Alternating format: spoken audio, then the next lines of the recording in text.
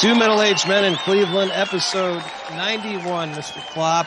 What a pleasure it is to speak to you. It's been weeks. I've been on location, many different locations, but I'm back. First of all, hats off to you and Sherry for doing a heck of a job. I'll be honest with you. I listened to the episode and I might get cut out. I don't blame you. No, I don't know. You guys sounded really good, and thank you. Great conversations to talk about wedding stuff, and that is one of the top memories I have with a wedding. Taking pictures with those disposable cameras at that other venue. That is one of the achievements of my life. I'm not gonna lie. That was one of the funniest things I think I've ever came up with. Oh, I wish I had a recording of the phone call that I got. What is this? Just classic. Oh, yeah. Just classic. Well, I'm curious. You know, you got married. You have the post-wedding glow about you. I can see that. Sure. Are there any? I will tell you that from an attendee perspective at your wedding, it didn't seem as though there was anything that went awry or any odd things, humorous things that happened. But from your perspective, how'd it go? I think it went as planned, and that's all you can ask for. Wow. Being that it's a second wedding for both of us. Yeah. We certainly kind of knew that if things go on or things happen, we're just going to move on and deal with it. And that's kind of what happened. We had no issues with the food. The venue, Forest City Brewery, was awesome. The food from Woodstock was awesome. Cookie and a Cupcake, who did our cupcakes for us, was awesome. I have probably one humorous story that you probably don't know about. So before the wedding, a bunch of people stayed at our house here, Ewan's family, which was really cool. And she's got two cousins along with my kids that I decided I'm going to drive them to the wedding itself in the morning. And our wedding was at 1. So I drove them at, I think it was 12:15. And their job, along with my two little nephews that came from Seattle, was to pass out programs. That's what they're going to do. So I turned it to a dad, as you can do. Okay, this is what you're going to do. You're going to stand here and you're going to do this and you're going to hand this out. And then when people come, you hand it to them. Game plan. Adorable. They all did it. But when the people came in, they said, would you like a form? Would you like a form? It was, it was really funny. IRS form 9910 here. Yes. The funniest part. So before the wedding, it was really cool. So, one of the readers, Julie Forgosh, was there with her family ahead of time. A very special connection with them. My brother and his wife were there. We're on the parking lot at St. Bernadette's. The lady that was doing the singing for us comes in and she's going to get the church ready and all that stuff. And so we're standing there and I look at my brother's suit. I'm like, wow, that's really nice. He's like, yeah, your suit is pretty cool too. So we both continue to look at our suits and we realize, wow, these kind of look very similar. He opens his jacket pocket. Ted, we were wearing the same suit, the exact same suit, but at different places. We had the same suit on. I thought I was going to pee my pants. I was laughing. What are the odds? Unbelievable. So, but no, the ceremony was great. Father Phil Rocca was outstanding. A very nice service. Your family dressed up really well. You guys look great. Seriously, it was really cool. And we took some pictures. Hats off to longtime camera person who continues to work for the Ashland Times Gazette. Yeah.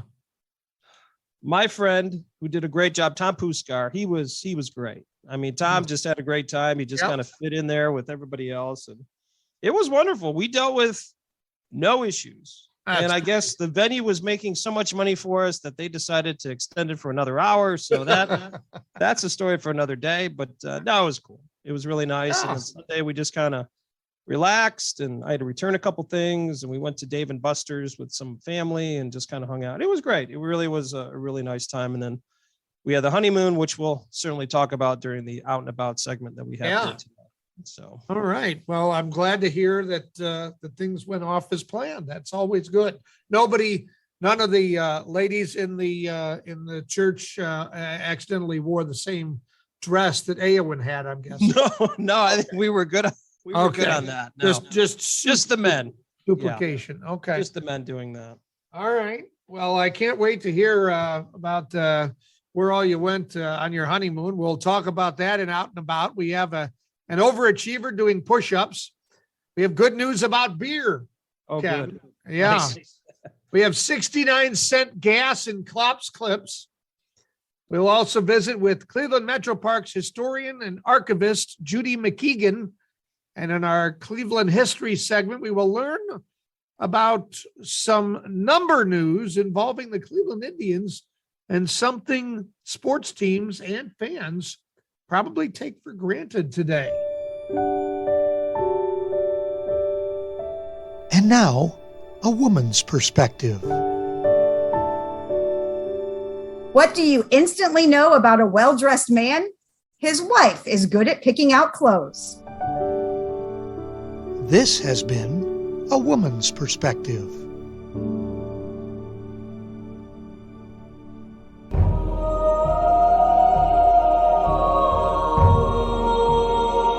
Time for another overachiever, Ted. You must have been lazy these past couple weeks because you didn't make it again. But More than a couple. Australian Daniel Scally now owns 2 Guinness World Records, this one for push-ups in an hour. This is something both of us can really try, I guess. Well, I can do a push-up in an hour. I could do maybe 2. Yeah. But Daniel did 3,182, breaking the previous mark by more than 100 push-ups. Oh, Scally already owns the male record for longest time in the abdominal plank position.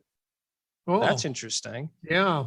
So in 1 hour, this guy did 3,182 push-ups. Hold on. I'm going to get my calculator. Yeah, I need you to do some math for me. All right. I never 3,182 divided by 60. Mm-hmm. That's 53 push-ups a minute. No, That's nearly one a second. Can't do it. No. Not happening. Not happening at all. Scally noted that the push-up record was a tough one because of the pain caused by something called complex regional pain syndrome. He has had that since he broke his arm when he was 12. I think I have that. Every time when I get home and my kids are arguing, it's complex regional pain syndrome. You just start throwing that out there. In my head is where. Yep, I have regional pain syndrome. Regional pain syndrome. Well, hats off to Daniel. 3,182 push-ups. See, I mean, if we could ever have an overachiever, that is certainly one.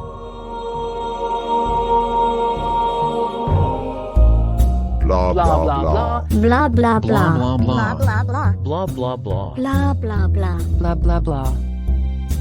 Today's guest joined the Cleveland Metroparks in 2010. She was the lead author and content editor on the 100-Year Trail, a centennial celebration of Cleveland Metroparks published in 2016. Our guest had the privilege of researching, sharing Cleveland Metroparks and local history through a variety of talks and programs for park guests and community organizations.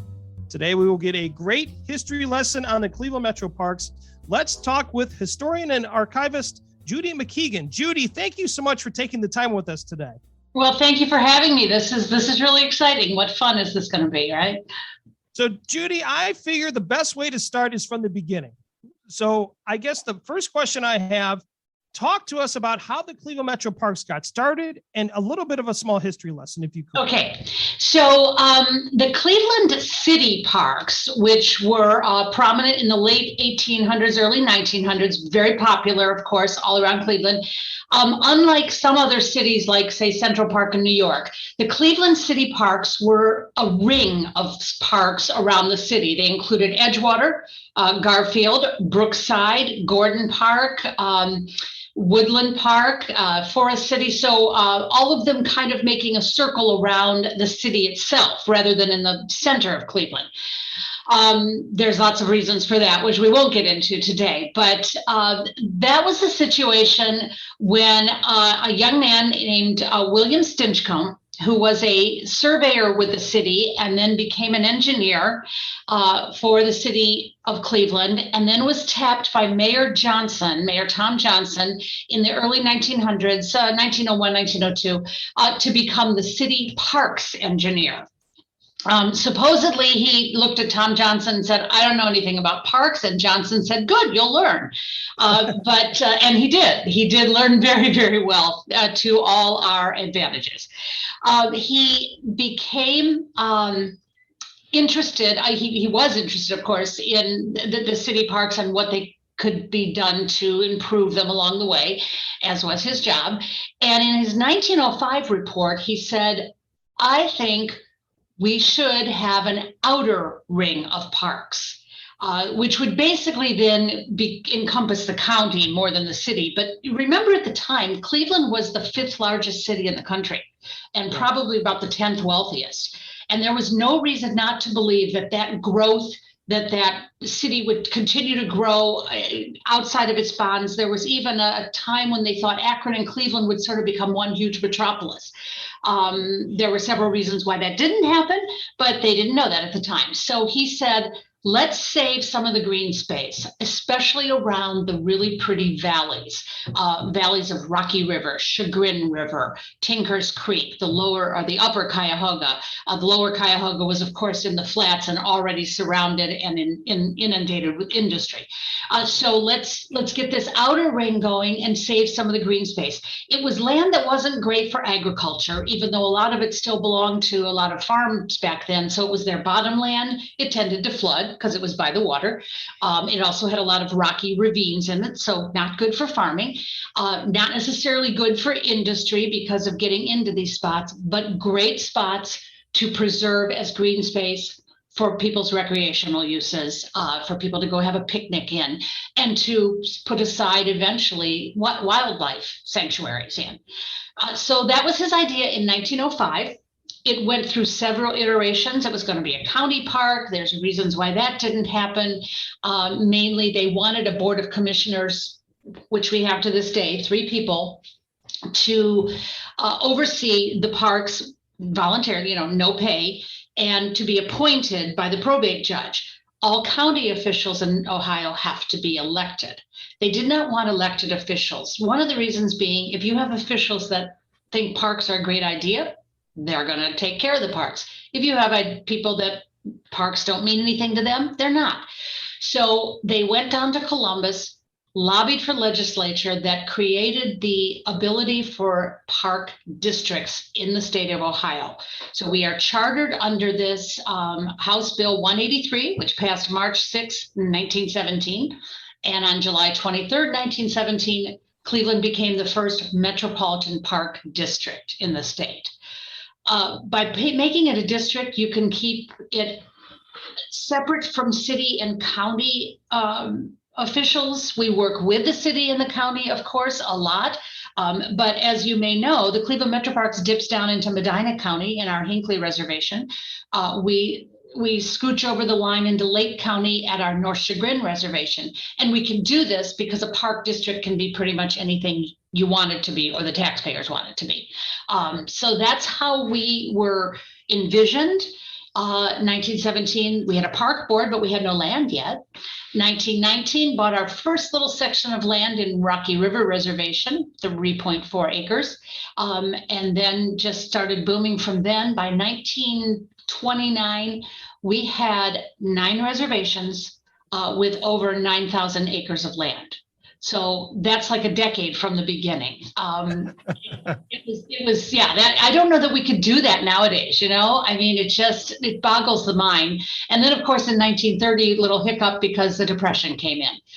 So they decided to stop buying as much land and put all of their resources into improving the land they had, adding some more roads, adding comfort stations. You can imagine what a comfort station might be. We usually just call them restrooms today. Picnic shelters and other places, but still trying to keep this park more natural than the original city parks. If you've ever seen old postcards of the ladies with their parasols and their white dresses strolling on manicured grounds, that was the city parks. The Metro Parks were designed to be more natural. And I say Metro Parks, but if you had a time machine and you went back in time to 1925 and you asked somebody where the nearest Metro Park is, they would look at you very funny because we were the Metropolitan Park District or Metropolitan Park System until 1975 when somebody got tired of writing that all the time and just shortened it to Metro Parks officially. I don't know if that's the real reason, but it makes sense to me, right? All right. Well, the Cleveland Metroparks was awarded the 2021 National Gold Medal Best in the Nation Award Yes. for excellence in park and recreation management. So we'll ask quietly, what's the secret? Because it's probably a secret. What's the secret to the success of the Metroparks? I think if you ask our CEO, Brian Zimmerman, I think it's probably collaboration and connections. Brian is good at putting people in place that know their jobs and then having them do their jobs. He's excellent at that. And I think that he follows in a long line of directors. He is now our CEO. We changed the title in 2014, I believe it was. Maybe it was even 2012.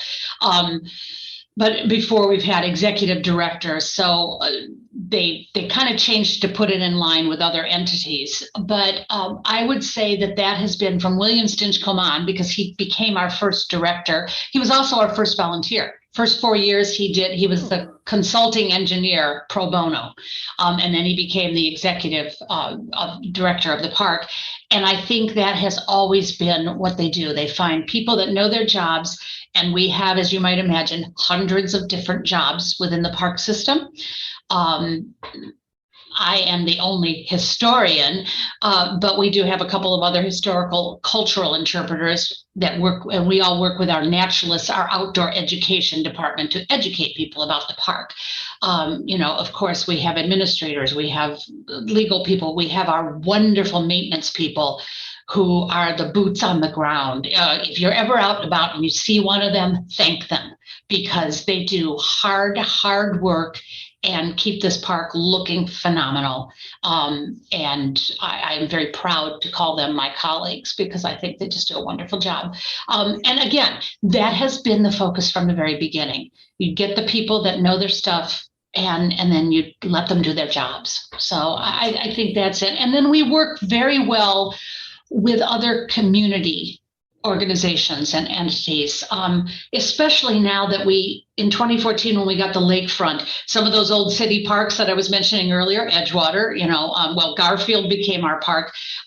We work with the city on a lot of these, and with the other surrounding communities. We work with other partners. We work with the Canalway partners. We work with just a host. If I start naming them, I'm going to forget somebody, and then I'm going to feel bad. But we have always done this connection to the community, and that, I think, is also a big part of our success. Judy, that's a great answer. Collaboration, that is key. And if you ask any successful business owner, that is the key to everything. Now, I want to go back a little bit. Once again, we mentioned in the beginning, we did your intro. You started with certainly Metroparks in 2010, and then you wrote this book. And I'm very interested, the 100-year trail, a centennial celebration of Cleveland Metroparks. Talk a little bit about putting this book together and maybe some of the research you had to do. Okay, so this book was labor of love and blood, sweat, and tears. When Brian suggested we do a book, when we were coming up with ideas how to celebrate our 100th birthday, and we looked into maybe hiring an author, and finally Brian goes, "Why can't we do it in house? We know this is us. We know us, right?" So the process was. Of course, I'm the archivist, so I have access to a lot of our early correspondence, reports, things like that, that would help shape at least the early part of the book, especially. But we also had many people who have organizational knowledge that have been here for a while. Some of them, since that celebration, have retired. But we put out a call for authors, and we said, who wants to help write this book? How can you contribute? And then we picked and chose several people, and then we kind of divvied up. We said, okay, you know this part of the park really well. Can you write us a little bit about what you think are what should we cover in this particular reservation? My original intent was maybe a tour of the parks, like starting on the west side, going to the east, or vice versa. But Brian really wanted it to be more chronological. So we did the first section of the book are each decade, the beginnings, because it kind of started in 1905 with his idea, up to when we first became a park system, and then the 20s, the 30s, the 40s. So that's how the first section of the book is organized. I did most of that writing. what I don't have here in the archives, I filled in with a lot of newspaper articles and various various other research like that. The digital age is our friend when it comes to research, because going through a newspaper even 20 years ago would meant cranking microfilm and knowing where you might find something. Now I can word search a lot of stuff and find some cool stories. So our old emerald necklaces, that was another place that I went to get a lot of information, and our naturalist reports from the early years. We happen to have a lot of good photographs from that era, and so we included those. And then we did a section on each reservation because we wanted to highlight some of the particular history of some of the other reservations and the particular features of those reservations. And that in particular is where we called on a lot of other people to help. And then all throughout the book, we have what we call a closer look. And it's just like, I can't even think one off the top of my head, of course, now. A closer look at our nature, our outdoor education, our early trailside museums, some of the features, Henry Church Rock in South Chagrin. So those are scattered throughout the book. And then we turned it all over after we wrote all the words and edited those, and they went through several people editing. We turned all those over with the photographs to our designer, Sal Perconte, who is amazing. And Sal went to work putting this book together and making it the visual piece of art that it is. I can brag about that because I take no credit for the design. That was our design team. We have our own creative services division, and Sal just did a phenomenal job. And then for the modern photographs, our photographer Kyle Lanzer went out and took beautiful photographs. And so we all put this together, and then we were able to print it. Not in-house, because we don't have the capability to print a book, but we were able to go to Lake Erie Printing, which is a printing company here in Cleveland that's been family owned and operated since 1930. They are almost as old as we are. So we were happy to use them. And the only thing we had to outsource out of Ohio was the book binding. And that went to Rochester, New York. So not too far away. So it is very much a homegrown product, and we're so proud of it. And it is still available on Amazon and at our book, our gift shops and our nature centers. Awesome. Well, are there any special events that you want to highlight, and where can people find out more about what's happening at the Metroparks? Sure. So our Emerald Necklace newsletter, which comes out once a month, you can get on a mailing list for that, or you can pick it up at any of our nature centers, and also I believe probably at the zoo, at the entrance to the zoo there. That gives a truncated version of what's going on. We had to, as you might imagine, in 2020, kind of turn on a dime and figure out some new ways of doing things. And one of those was to streamline the Emerald Necklace so that we can keep up with it because things change so quickly anymore. But then you can go to our website, clevelandmetroparks.com, and there's a calendar there. You can click on any day and say, hey, I've got some time on May 25th. What can I do in the parks? And you can click on that and come up with all the things going on that day. If you're interested in particular items, you can word search them. You can look at each park and see what's going on. We have hikes and programs pretty much going on all the time. I do, and this was new for me in 2020, I started doing history hikes. I have always done programs where I am in front of you with my PowerPoint and my lovely old photographs. But we couldn't do that for a while. So I now do hikes. In fact, I have one coming up this Saturday at our Euclid Creek Reservation called Snollygoster's Nuns and Popcorn. And it's at 4:00. And if you want to find out more about what the heck those things are and what they have to do with each other, you can come join me at 4:00 at our Wildwood Marina out at our Euclid Creek Reservation on the beach there. So that is the place to find out, our website. And there's always something going on. And we do all kinds of things. Like I said, my history hikes have been so much fun. I try to do a full moon hike every other month, maybe not every month, where we walk along the canal under a full moon. and hopefully it doesn't rain like it has the last 2 times it rained on us, but we walked anyway. We just didn't see the moon. Doing some history. I will be involved in the Cleveland History Days, doing a couple different programs for that. So check that out on their website. But yeah, always something going on, whether you love birds, whether you like to fish, whether you want to try kayaking, whether you want to learn about history, we've got you covered. Awesome. All right, Judy. Well, we appreciate your time. Thanks very much for the 411 on the Metroparks. Thank you. Thank you. This has been lots of fun.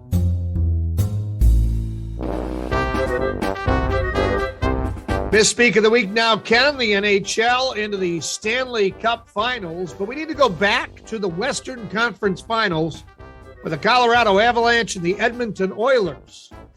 Television NHL rules analyst Don Koharski, who I believe is a former referee, was looking at the potential game-winning goal in one of the games, I think it was Game 6, on replay during the TNT broadcast of the game. He was trying to help discern whether the goal should count because of a possible high stick. Here's what he had to say. Yeah, I'm with Jonesy 100% here, guys. This because he picks up from the high stick or potential high stick and picks it up himself. It has to be above the shoulder. Oh. Puck on the stick, above the shoulder. Holy shit. Sorry. That's a tough one. Just shucks, that's close. Shucks. Holy shit. Yeah. Holy shucks. Oh my. They didn't get that one bleeped, I guess. Him saying that or the other guys just nobody tries to help him cover. They just laugh. I mean, what else are you going to do? That's hockey. That's how those folks are. Well, the goal was ruled good. The Avs won that game 6-5 and eventually advanced to the Stanley Cup Finals. They are now playing the Tampa Bay Lightning. Oh. Holy shucks, Ken. That is great stuff. Yep. Sometimes you just can't hit that bleep button. It just doesn't happen. You know, the guys in the truck weren't ready for that. Holy shucks. Holy shucks. Cleveland! This is for you! Time for another Cleveland sports history lesson. And Ken, this is an important date. And not just because of this sports history lesson, because it falls on my wife's birthday. Oh, so, perfect. You know, she's 29. It's great. And I'm sure she'll appreciate that. June 26th, 1916. She was far from anything at that point, but the Cleveland Indians were not. They became the first team in baseball history to experiment with putting numbers on jerseys. Wow. I guess up to that point, we hadn't had any way to identify the players, but our Cleveland sports historian, Dusty Sloan, is with us. And Dusty, what can you tell us about this crazy idea? How dare you muck up the uniform with a number? Well, I will say that being a director of athletic communications at a college, I appreciate that because I wouldn't know who was playing if that wasn't the case. But yeah. According to the story from Channel 3 that I'm looking at here, the general manager, Bob McRoy, modeled the idea after jockeys and horse racing. Huh. So he put the numbers on the sleeves so the fans and obviously the statisticians would know who's batting and who's playing. I can't imagine how you kept track of people before 1916. So that's a very interesting development. As they say, the rest is history. No doubt. But it's so interesting. And Ted and I talked to a gentleman by the name of John Grabowski, where we find out all this different information about Cleveland facilities and the history of them and all that stuff. But I had no idea, once we're doing this here, that, you know, once again, another history lesson for us that, you know, for the first time, the numbers are being put on jerseys, and it has to do with the Cleveland team. That to me is amazing. You know, I was floored by that. Now, this team at this time, and Ted, correct me if I'm wrong, they were playing at League Park, were they not? In 1916? Close? Boy. Don't know. Oh, yes, they were at League Park. Yep. Okay, there you go. Well, wow. Why are you asking me? Dusty's the expert. I just like to keep you on your toes, you know. Okay. Well, Dusty, do you know anything about the team at that time or anything like that, about the squad? I mean, obviously, you probably they didn't know how much of a historic time it would be to put numbers on their jerseys. But do you know anything about the squad at that time when they were playing? Well, the squad at that time, you guys will appreciate this, finished exactly at 500. 77, 77, and 3 ties. Oy So very They had mediocre ties. team. Wow, there's Yes. no extra innings. Okay, interesting. So they had Ray Chapman, the famous third baseman, of course, Tris Speaker in the outfield. So they did have some quality players at that time. The pitching staff wasn't bad, but then again, as you know, if you look at these ERAs, nobody scored back then. So it's kind of hard to, the staff ace was Jim Bagby, who finished 16 and 17 with an ERA of 2.61. So it's kind of hard to figure out who was good and who wasn't because nobody scored. It's a problem. Well, yeah, that's I guess when you don't have, it's easier that way. That's why they didn't need any numbers. They didn't need the Nobody numbers was back scoring. then. That's right. Just the heck with the numbers. Well, Dusty, I'm glad for your sake and for Ken and my sake, when we used to call games that the Indians were innovators and brought this to fruition. Because I know what would we talk about? Oh, the guy with the red stripes on his sneakers just passed to the kid with the Nike swoosh, and he made the basket. There you go. That's what your play-by-play might sound like today. Well, Oh, ahead of their boy. time 106 years ago. Yes. Yeah. Yes. All right, Dusty. Well, thank you. Thanks, guys. Cleveland! This is for you!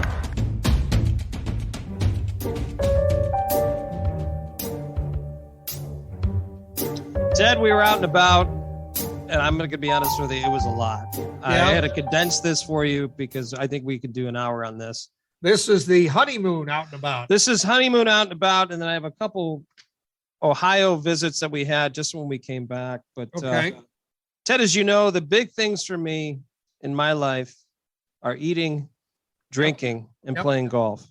Uh-huh. Now, hopefully everyone understands that for our honeymoon, I ate, I drank, and we did play golf. So it's not like anything was new. We did do it in a different area. Okay. So very quickly, we started in Grand Rapids. Mhm. We went to a place called Founders, which is very, very good. They're known for their really good stouts. We actually went to that brewery. That was one of the things I've always wanted to do. And then during that time, while we were there, we played don't get mad at me. We played at the Grand Valley State University golf course, which is the big Oh. rival for Ashland University. Yeah. I will say Okay. it is beautiful. Yep. Okay. If I was a student there, I would never go to school because if you're a student, it's $20 with a cart to play 18 holes Oh my. anytime you want. Holy cow. Yeah. I would never go to class. So super nice people, treated us very nice. Luckily, there wasn't a lot of people because we played on a Tuesday. So it was very cool. After that, we went to Traverse City, which is a beautiful town. We first stopped at and this is a place you might want to go with your family, the Sleeping Bear Dunes, which is a national park, which is basically all these different sand dunes with sand that looks like something that came out of your play sand set. I mean, it is total granular, very, very nice. I mean, and it's huge. It's like a 1.5 mile walk to go up these different dunes. So we did some of that. That was cool. Went to a couple bars and restaurants in the area, as you can imagine. Then we played golf at this place called Grand Traverse. Spruce Run, a very nice course. We had a very nice time. We then moved a little bit more north to a town called Charlevoix, where it was very, very neat. Small town, reminded me of maybe a Hudson type of situation or even like a Medina. Just a lot of different shops and restaurants and all that kind of stuff.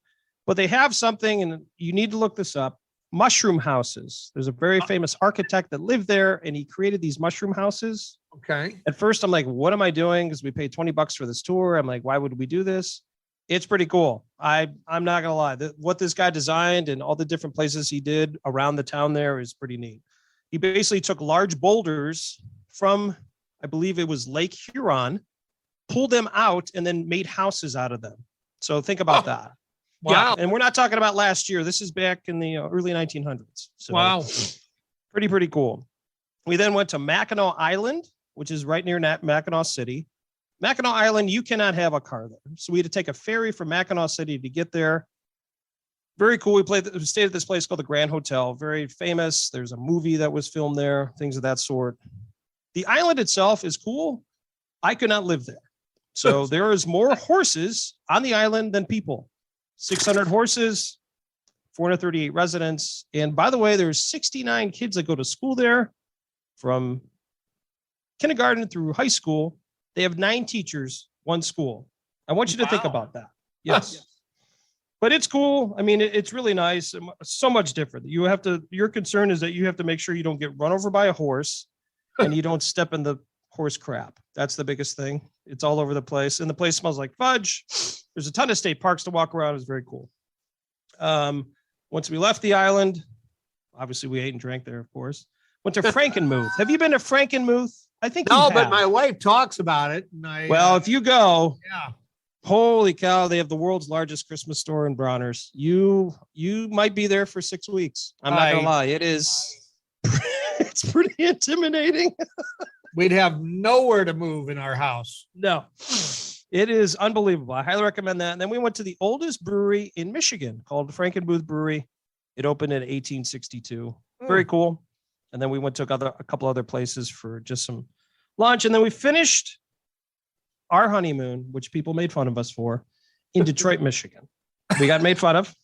I get it. You hear Detroit, like, oh, there are some really cool places, which we knew about going into it, that we stopped at. So there's a place called the Skip, which is a tiki bar, not too far from Ford Field. Another place called the Sugar House, which is a craft cocktail place, which is absolutely outstanding. And then Awen found a really cool restaurant that we actually stopped at called Prime and Proper, where we had a real nice meal and things like that. So we did that. And the part that was nice is when we left the day after, it only took us 2 hours to get home. And by the way, I think total for the whole vacation, I walked along with Awen over 100,000 steps. Yes. Wow. We were doing about 20,000 steps a day just through Metroparks and all Wow. that kind of stuff. Yeah, it was pretty good. So it was fun. Okay. And then obviously through golf and all that. So Well, of course. Who won now the we'll golf? go to what's that? Who won the golf? Well, I won the golf, but Awen's playing much better. I mean, one of the rounds she almost broke 100, so she's playing much better. We're figuring that whole thing out. Now, I saw on Facebook a picture of a ridiculously gigantic seafood. Oh bowl. yeah, that was the seafood platter that we had that at Prime and Proper. Yeah, that was There was nothing shrimpy about the shrimp. no, that was full gluttony. I'm not gonna lie. We were, we saw that. I'm like, yeah, let's get that. And then we ended up getting a meal after that, and that was that was saved for the next day. I'm not gonna lie. I can't eat like that. Okay. So a couple other quick places. When we got back, we had, obviously more time to go out and about. A couple of cool places I think everyone should check out. Herb and Twine Sandwich Company in Lorraine. Very good place. Their sandwiches are really, really good. Platform Beer Company, which I think many people know, that's owned by Budweiser now. That's in Lorraine. We had a quick stop there. Brew Dog, which is actually in the Flats. So awesome. New brewery. They took over an old building. Very nice. Very, very cool. We did some samples there. Happy Dog on Detroit Avenue. I think you're very familiar with that. I think you've been there before. This is going to bring back a lot of memories for you when I say this name. Shooters. Oh, Shooters in the Flats. Oh. We celebrated their 35th anniversary. We went there on a Saturday. Woo. It was a blast. And I could sit there and watch people from here to Timbuktu. It was awesome. I mean, you talk about diversity and just people having a great time. It was awesome. But man, people dressed up to the T's. It was cool. Yeah, it was fun. And then we finished the day. This is a place everyone needs to check out. It's right down the street from Happy Dog. It's called the Ninja City Kitchen and Bar on Detroit Avenue. They have very good craft cocktails. We actually found out about them. They had a stand at the NFL draft. So Awen went there, had some of their food, and she's very particular. I mean, she knows food very well, and she's just not going to eat anything. She's like, wow, this is really good. I want to check this out. So we went. The time we went, it just opened. So there wasn't a ton of people there, but the decor inside is neat. Their menu is a comic book. Just think about that. It's like you're reading one comic book and they have the food and the beverage in there. It is really cool. We stayed there for a couple hours and then we were done. So that's my out and about, Ted. I got the combination of Michigan. I hope many people don't hold it against me. I know there's that rivalry, but then we have Ohio. I mean, there are so many places to be out and about. You need to get out there. How about you? I have to throw it to you. Did you Well, been out and about? I think you mentioned something about Chardon or something like that. I golfed on Father's Day in a manner. of You speaking. golfed. Well, if we can amend the definition of golf to include putt-putt, That's very close. Yeah. Yes. I won. Okay, I was just going to ask how that went. Did you My win? wife, 2 cousins, and or a niece, nephew, and my 3 boys, Nice. and I shot a 39. That's impressive. That really is pretty good. My nephew kept score. Oh, He's very cool. very, So it's yeah. legit. It's not like Oh you just yeah, made it up. I usually have to keep the score, but he's very rule oriented and very detail. I said, "Hey, you want to keep score?" He took the scorecard, and I was like, "Oh, this is great. Just let me know play. when I need to. Just let me know when I need to play." So yeah, so we were there. I don't think where else have we been? I mean, we've been to the Cheesecake Factory. Oh yeah. But I'm trying to think of other unique places. We don't do a lot of unique. We need to. Hopefully, as the kids get older, we'll be able to do that. Didn't you take in a baseball game somewhere? Oh gosh, thank you for reminding me. Yeah, we You're went welcome. to the Lake County Captains game. That was so Friday. I had put on our calendar. I'm gonna bury somebody here for a second. Oh, but- good. I like this. Yeah. So the Cleveland Monsters have their street party thing.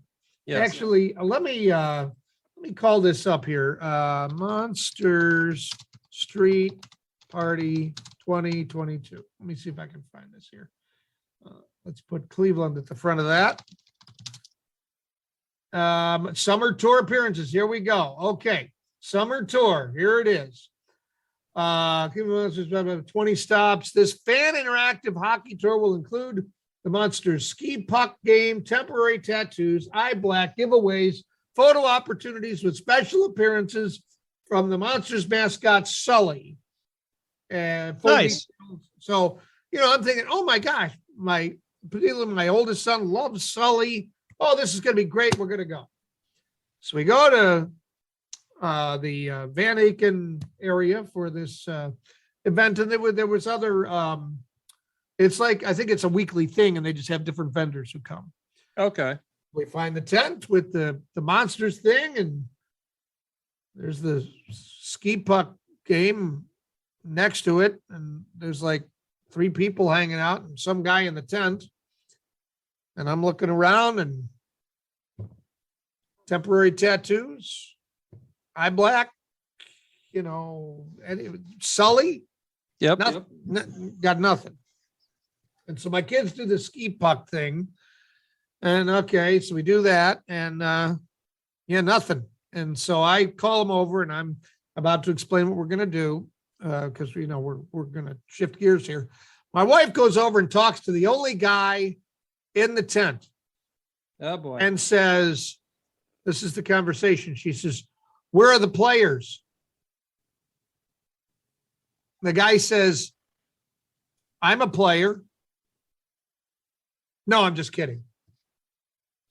Because that's what you want at that point is humor. And there was none of that. There was just, there was the tent. So we left. We went and had a great time at the Lake County Captains game. You can order your food from your seat. Yeah, they have that in Avon as well with the Crushers. It's pretty Yeah. sweet. Yeah. Yeah. I love that. Our tickets, $12 a piece, 5th row from the field Oh, nice. behind home plate. Nice. Okay. Here's the Fireworks. big question. Did they What's win? that? Did they win? No, not even close. I think it was 10-1. You have not seen a win. No. All the hockey Nope. games you've Nope. gone. Not a one. No, we weren't even close. My son said, "I think we should cheer for the other team." I said, "We might have to consider that." So that's a where we neat went. stadium. That It stadium is a neat stadium. I like that And, place a lot. The Monsters thing was a dud. I think they should alter their advertising, but we're still big Monsters fans. So, Yeah, absolutely. can't make an omelet without breaking a few eggs. So there you No, go. that's cool. All right. Well, your out and about was a lot more involved than mine, but Yeah, there's more detailed stories with yours, though. Yeah. There's always something interesting. The most trusted name in journalism, Klopp's Klips.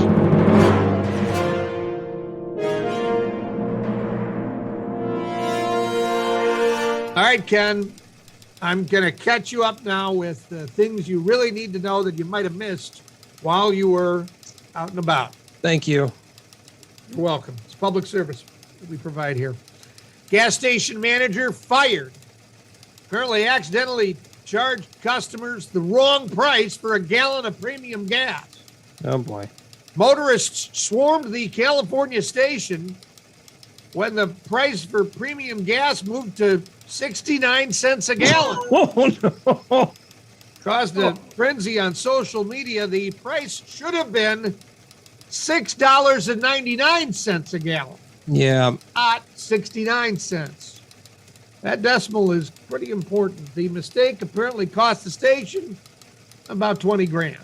Oh, my. See, I'm surprised by this because a lot of times the price on the pump changes and then the people physically have to change it on the Yeah. sign. Oh, And the that- poor gentleman. How do you not, when the first person comes in and their ticket, their thing is really low, how do you not catch it then? Yeah, he I fat don't fingered know. that pretty bad. That's not good. I don't know. Well, yeah. A courthouse in upstate New York had to be closed for fumigation after hundreds of cockroaches were released during an arraignment. Oh, gosh. Apparently, a defendant was trying to film courtroom proceedings and was told to stop. This led to an argument during which the roaches were released. One woman arrested, facing charges now, including disorderly conduct and obstructing governmental administration. Maybe but she was confused when they were going to say, what are you going to do? I'm going to bug the place. Yeah, it's not probably what they thought she was going to do. They say I have the bad dad jokes. You're welcome. Last week, Microsoft stopped supporting Internet Explorer, ending its 27-year run and putting it in the trash with Blackberries and dial-up modems. A Korean software engineer wanted to commemorate the occasion, so he spent more than $300 on a headstone for Microsoft Internet Explorer. The stone has the E logo above the epitaph, which reads, "It was a good tool to download other browsers."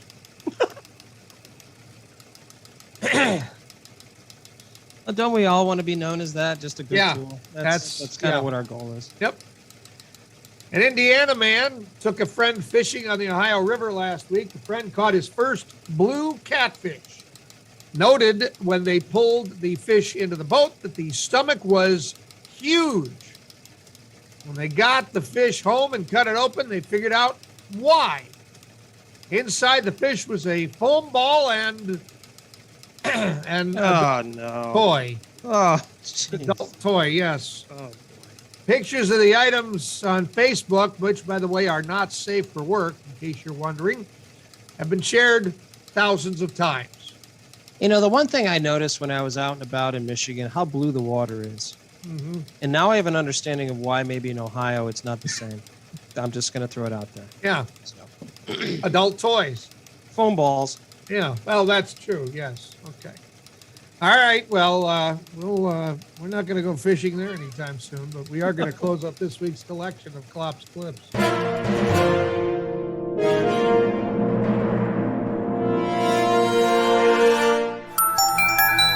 Ted, we have some very good news. I think it's appropriate you're doing this particular piece of good news, by the way. Oh, I agree. Yeah. And this probably goes because of my theme of eating and drinking and golfing.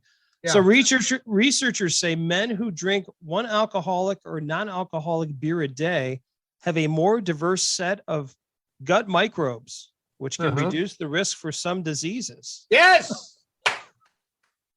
Yes. Drink more, baby. Way ahead of the game.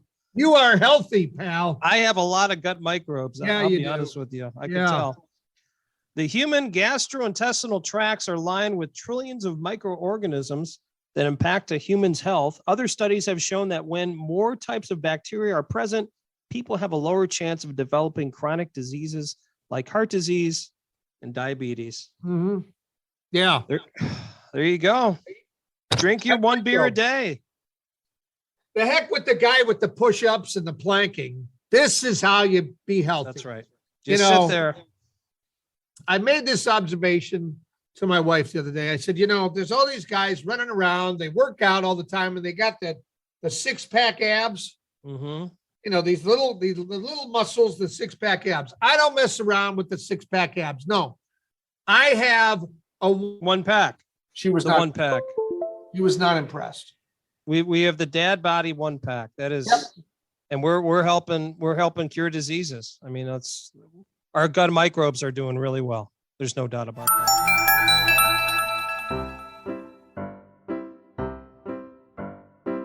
Oh no, not a dad joke. Ken, do you know what Forrest Gump's email password is?